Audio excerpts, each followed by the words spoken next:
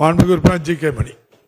மாண்புமிகு பேரவைத் தலைவர் அவர்களே, கடந்த 27/3/2025 அன்று நம்முடைய மாண்புமிகு முதலமைச்சர் அவர்களால் ஒருமனதாக முதலமைச்சர் அவர்களால் கொண்டு வரப்பட்ட அறிவிக்கப்பட்ட 23 கொண்டு வந்த அரசினர் தனி தீர்மானத்தை நம்முடைய சட்டமன்ற பேரவையில் வரலாற்று மிக்க பேரவை என்ற அடிப்படையில் ஒட்டுமொத்தமாக ஆளுங்கட்சி சார்பிலும் எதிர்க்கட்சி சார்பிலேயும் ஒருமனதாக நிறைவேற்றி நடுவண் அரசு கொண்டு வந்திருக்கிற வக்பு வாரிய திருத்த சட்ட முன்வடிவை ரத்து செய்ய வேண்டும், திரும்ப பெற வேண்டும் என்று நிறைவேற்றி அனுப்பியிருக்கிறோம்.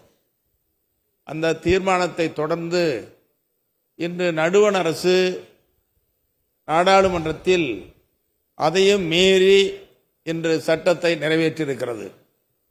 அதன் தொடர்ச்சியாகத்தான் நம்முடைய முதலமைச்சர் அவர்கள் இன்று நடுவண் அரசால் நிறைவேற்றப்பட்ட அந்த சட்டத்தை ரத்து செய்ய வேண்டும், அதை திரும்ப பெற வேண்டும் என்று முன்மொழிந்திருக்கிற தீர்மானம் என்பதை நான் மனதார எண்ணி பார்க்கிற வேளையில் இந்திய திருநாடு என்பது வேற்றுமையில் ஒற்றுமை.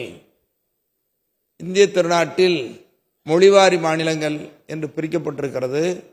இந்திய நாடு என்பது மதத்தின் பெயராலும் இனத்தின் பெயராலும் ஜாதியின் பெயராலும் கட்டமைக்கப்பட்டிருக்கிற ஒரு வலிமையான ஜனநாயக நாடு.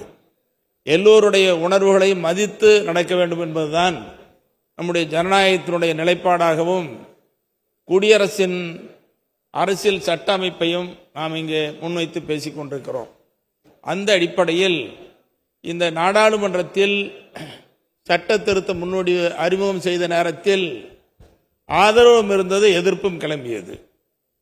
அந்த ஆதரவும் எதிர்ப்பும் கிளம்பிய காரணத்தினாலே தான் நாடாளுமன்ற கூட்டுக்குழுவுக்கு அணிவிக்கப்பட்டது.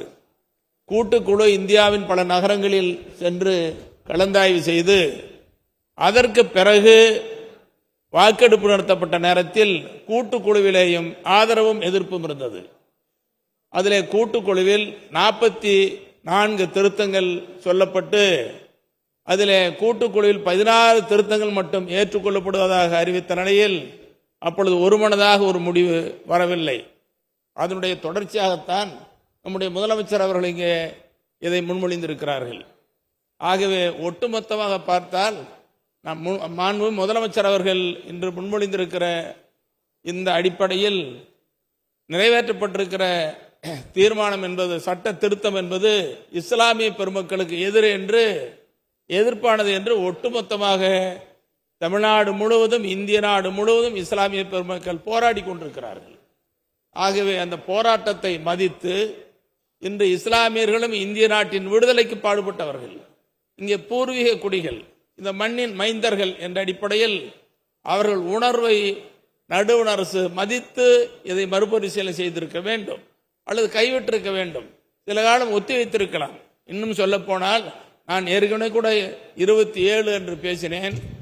இந்த ஒருமனதாக தீர்மானம் வருகின்ற வரையில் நிறைவேற்றக்கூடாது, ஒருமனதாக தீர்மானம் நிறைவேற்றினால் கூட நல்லது என்று சொல்லியதன் அடிப்படையிலே தான் அங்கே சட்டம் நிறைவேற்றப்பட்டிருக்கிறது. ஆகவே மாண்பு முதலமைச்சர் அவர்கள் இன்று முன்மொழிந்திருக்கிற அந்த அடிப்படையில் நடுவண் அரசு கொண்டு வந்திருக்கிற சட்டம் இஸ்லாமிய பெருமக்களுக்கு எதிரானது என்ற அடிப்படையில் அதை திரும்ப பெற வேண்டும், ரத்து செய்ய வேண்டும் என்று வலியுறுத்தி அமர்கிறேன்.